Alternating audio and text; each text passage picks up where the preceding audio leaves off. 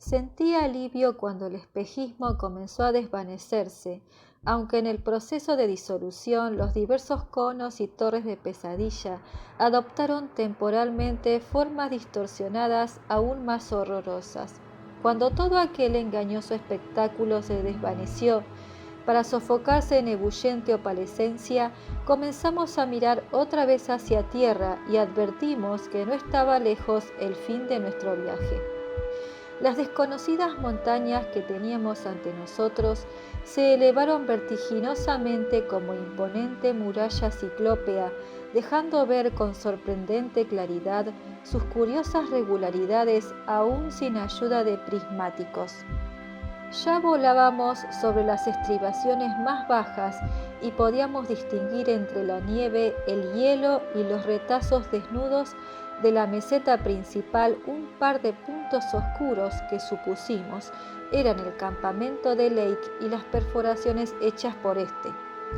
Las estribaciones más altas se elevaban a unas 5 o 6 millas de distancia, formando una cadena casi independiente de la aterradora cordillera del fondo, con picos más altos que el Himalaya. Al fin Ropes, el estudiante que había relevado a McTighe en los mandos del aparato, comenzó a descender hacia el punto oscuro de la izquierda, cuyo tamaño hacía suponer que se trataba del campamento. Mientras lo hacía, McTighe transmitió el último mensaje no censurado que el mundo iba a recibir de nuestra expedición. Todos naturalmente han leído los breves e insuficientes boletines del resto de nuestra permanencia en la Antártida. Algunas horas después del aterrizaje enviamos un cauteloso informe acerca de la tragedia que habíamos encontrado y anunciamos al mundo, con dolor, que todo el grupo de Lake había sido exterminado por el terrible viento del día anterior o de la noche que le precedió. 11 muertos seguros y Whitney desaparecido. Se nos perdonó nuestra confusa falta de detalles por comprender el estado de ánimo en que debió sumirnos el triste suceso y se nos creyó cuando dijimos que los tremendos destrozos causados por el viento habían dejado los 11 cadáveres en un estado que hacía imposible su traslado. Realmente me halaga que en medio de la angustia del total desconcierto y del amenazante horror, apenas nos desviáramos de la verdad en ningún momento. Lo tremendamente significativo es lo que no nos atrevimos a relatar, lo que aún hoy no mencionaría si no fuera por la necesidad de advertir a otros para que se mantengan alejados de terrores sin nombre. Ciertamente que el viento había causado daños terribles. Es muy dudoso que todos hubieran podido sobrevivir a sus efectos, aunque no hubieran ocurrido otros acontecimientos. La tempestad, con su furor de partículas de hielo disparadas con fuerza infernal, tuvo que ser algo infinitamente peor que todo lo que la expedición había encontrado hasta entonces.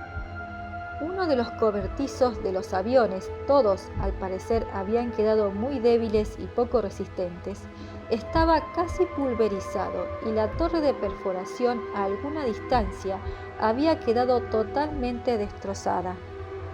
Las partes metálicas expuestas al viento de los aviones y del equipo de sondeo estaban pulimentadas por la infinidad de golpes recibidos y 2 de las tiendas pequeñas aparecían aplastadas a pesar de los muros de nieve alzados para su protección.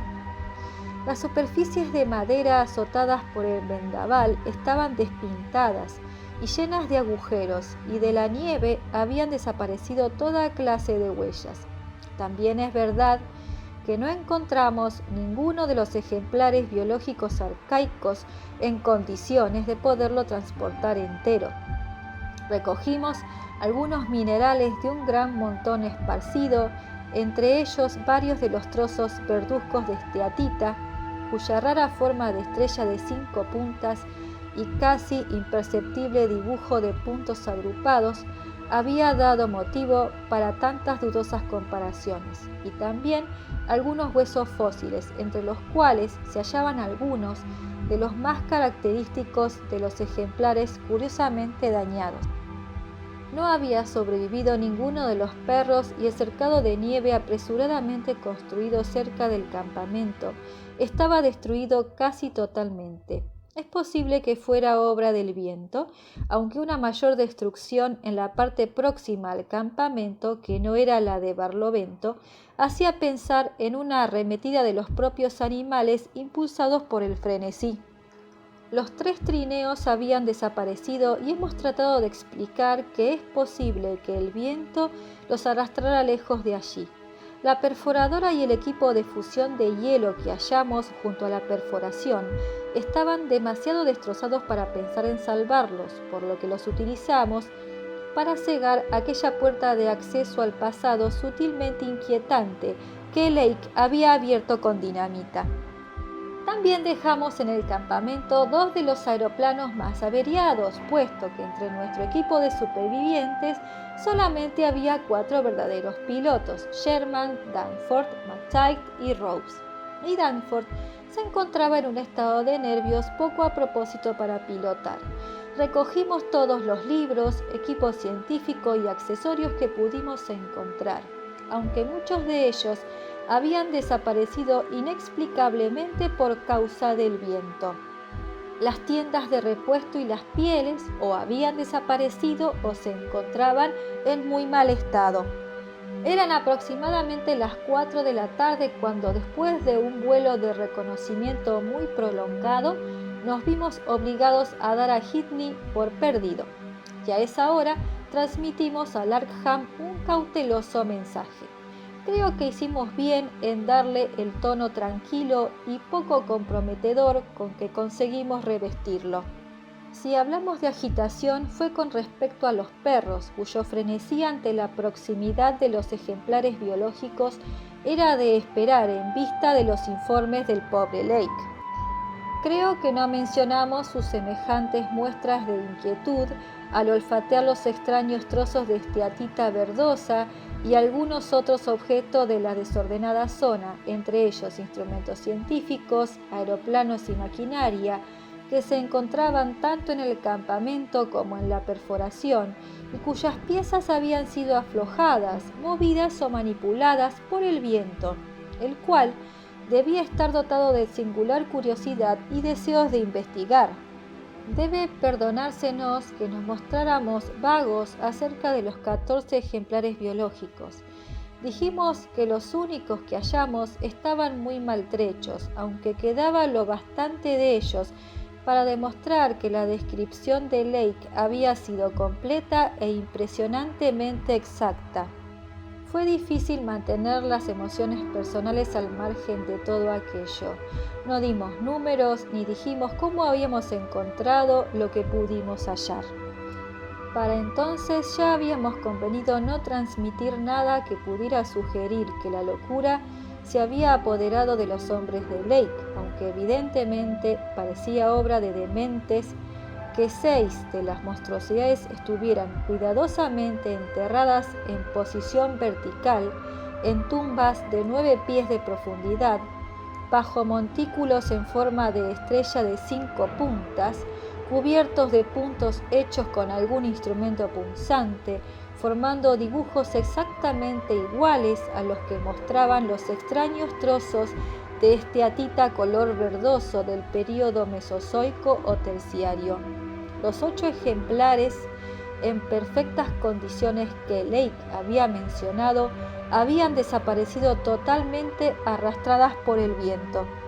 También tuvimos cuidado de no alterar la tranquilidad del público, razón por la cual Danforth y yo apenas hablamos del terrible vuelo del día siguiente sobre las montañas. El hecho de que solamente un aeroplano radicalmente aligerado de peso podría sobrevolar una cordillera de tan gran altura fue lo que afortunadamente limitó a nosotros 2 el número de participantes en la expedición. Cuando regresamos a la 1 de la madrugada, Danforth estaba a punto de derrumbarse vencido por los nervios, pero se dominó de manera admirable. No fue necesario violentarle para que prometiera no mostrar los dibujos que habíamos hecho, y el resto de las cosas que trajimos en los bolsillos, ni para que dijera a los demás solo lo que habíamos convenido que transmitiríamos al exterior, y escondiera las películas de fotografías tomadas con el fin de revelarlas posteriormente en secreto. Por ello esta parte de mi narración será tan nueva para Peabody, McChait, Ropes, Sherman y los demás, como para el mundo en general. En realidad Danforth es más reservado que yo, pues él vio o cree que vio algo que ni siquiera a mí ha querido decirme.